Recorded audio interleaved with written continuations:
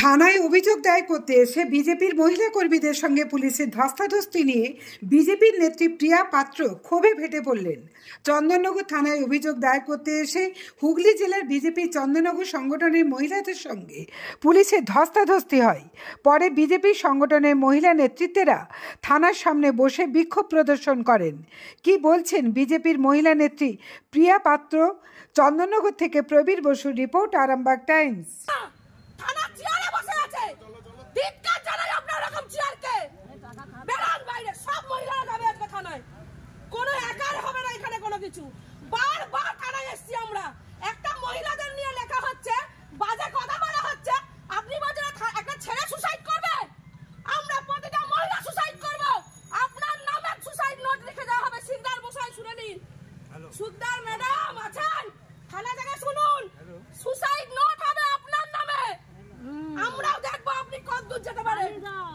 মহিলারা থেমে নাই। আপনি ভাবছেন আপনি চেয়ারে বসে আছেন, পোশাকটা খাদির পরে আছেন বলে সম্মান, আমাদেরও সম্মান আছে। আমরাও বাড়ির বউ মেয়ে। বেরোন আপনি, দেখি আপনার কত ক্ষমতা সামনে এসে দাঁড়ান, দাঁড়ান। প্রতিটা মেয়ে আজকে থানায় যাবে। भारत माता की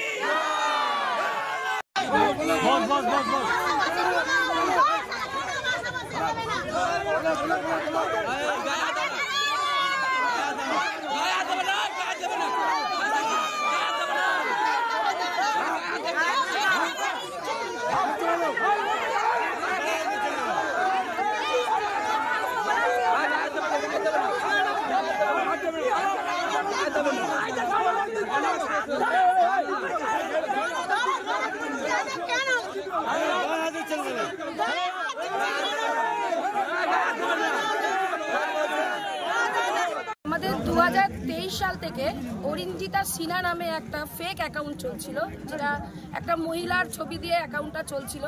তো আমাদের ধারণা যে এটা কোনো মহিলা নয়, এটা কোনো আমাদের এগেনস্ট পার্টির কোনো চাল, যেটা আমাদের ভারতীয় জনতা পার্টির যে মহিলারা রাস্তায় নেমে রাজনীতিটা করে তাদেরকে নিয়ে, আমাদের রাজ্য নেতৃত্বকে নিয়ে নানান রকম খারাপ ছবি দেওয়া, তাদের নামের খারাপ মন্তব্য রাখা, পোস্ট করা দীর্ঘদিন ধরে চলে আসছে।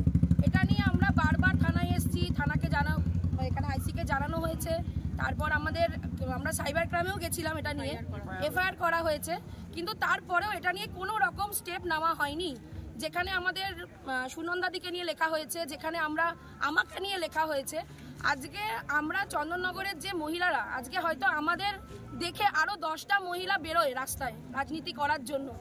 আজকে আমাদেরকে নিয়ে যে এই জিনিসগুলো করা হচ্ছে, আজকে আমরাই সেফ নয়, তাহলে আমাদের দেখে যে মহিলারা এর পরে ভবিষ্যতে যারা আসবে তারা কি করে সেফ হতে পারে? আমাদের তরুকা শিকদার, যার কাছে আইসি স্যার এই ইয়েটা দিয়েছিল, আয়ো ম্যাডাম, তার কাছে এই কেসটা গেছিল, তার কাছে আমরা বারবার গেছি, আমরা সমস্ত ডকুমেন্টস জমা করেছি, সুনন্দাদির আধার কার্ড জমা করা হয়েছে, আমরা সমস্ত যে অ্যাকাউন্টের যে ছবি লিঙ্ক, কোন নামে লিঙ্ক আছে সেই লিঙ্ক পর্যন্ত থানায় দেওয়া হয়েছে। তারপরেও উনি কোনো স্টেপ নেয়নি।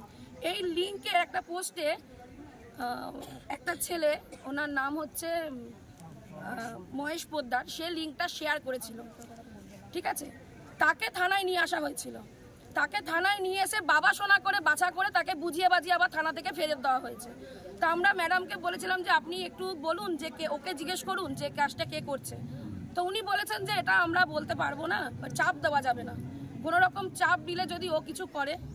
তা আজকে একটা ছেলের চিন্তা করছে আয়ো ম্যাডাম, একটা মহিলাদের চিন্তা করছে না।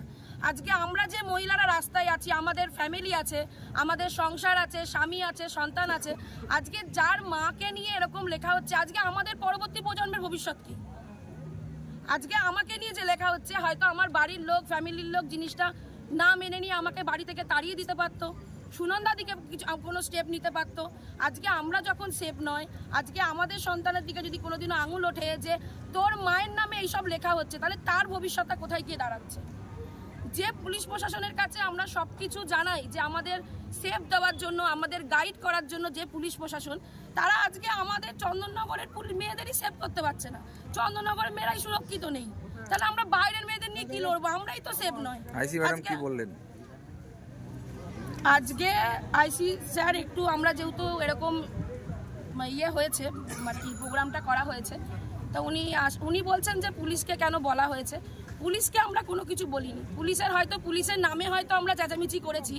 আমাদের ধারণা যে পুলিশ কোনো স্টেপ নিচ্ছে না। পুলিশ যদি কোনো স্টেপ নিত তাহলে এখনো পর্যন্ত দোষী শাস্তি পেত বা দোষীকে অ্যারেস্ট করা হতো।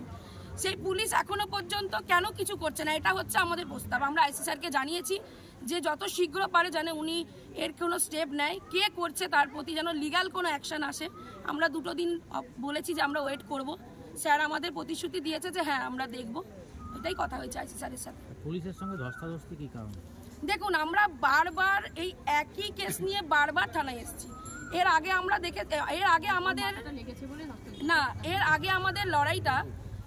আমাদের লড়াইটা ছিল অন্য একটা পার্টির, কোনো পার্টির এগেনস্টে। কোনো মেয়েকে ধর্ষণ করা হয়েছে তার জন্য আমরা রাস্তায় নেমেছি, কারোর কোনো ক্ষতি হয়েছে তার জন্য আমরা রাস্তায় নেমেছি। আজকে আমরা যে রাস্তায় নেমেছি আমরা নিজের জন্য নেমেছি, আমরা সাধারণ আরো 10টা মেয়ের জন্য লড়াই নেমেছি। আজকে যদি আমরাই লড়াইয়ে না নামি, আমরা যদি মহিলাদের জন্য না লড়ি, তাহলে আর সাধারণ 10টা মেয়ে কি করে লড়বে? আজকে শুধু লড়াইটা কোনো রাজনৈতিক লড়াই না, এটা প্রতিটা সাধারণ ঘরের মেয়েদের জন্য এই লড়াইটা। আমরা চেয়েছিলাম যে আমরা মহিলারা যাতে সুরক্ষিত থাকি, সেই সুরক্ষার জন্য লড়াই। আজকে এই মেয়েটাকে লাঠিচার্জ করে মেয়েটার চোখটা ফাটিয়ে দেওয়া হলো, তাহলে কেন আমরা হেনস্থা করব না? ওই গেটের ভেতর আঙুল ঢুকে আমার হাতে লাগলো, মধুমিতার হাতে চাপা পড়েছে, এমন ধাক্কাধাক্কি করেছে। আমরা কিন্তু পুলিশকে কোনো হানি পৌঁছায়নি, পুলিশ উল্টে লাঠিচার্জ করেছে, ওর চোখটা ফাটিয়ে দিয়েছে। তাহলে আমরা তো এখানে হুড়োহুড়ি করতে আসিনি, আমরা তো বিচার চাইতে এসেছিলাম যে আমরা মেয়েরা সুরক্ষিত কোথায়। এই যে আজকে যে আমরা এই প্রোগ্রামটা হওয়ার পর আমি যে সেফ বাড়ি ফিরবো তার গ্যারান্টি কে নেবে? তার কৈফিয়তটা কে দেবে যে হ্যাঁ আমি ভালোভাবে বাড়ি যাব? আজকে যে মেয়েগুলো আমাকে দেখে আসে, যারা আজকে এই মেয়েগুলো এখানে দাঁড়িয়ে রয়েছে, তারা যে সুরক্ষিত বাড়ি যাবে তার কি গ্যারান্টি আছে? আমরা কোথায়? এই সুরক্ষা, যাতে মহিলারা সুরক্ষা থাকে, তার লড়াই আজকে আমরা এই থানায় এসেছিলাম। আমাদের থানা ঘেরাও কর্মসূচি ছিল আজকে।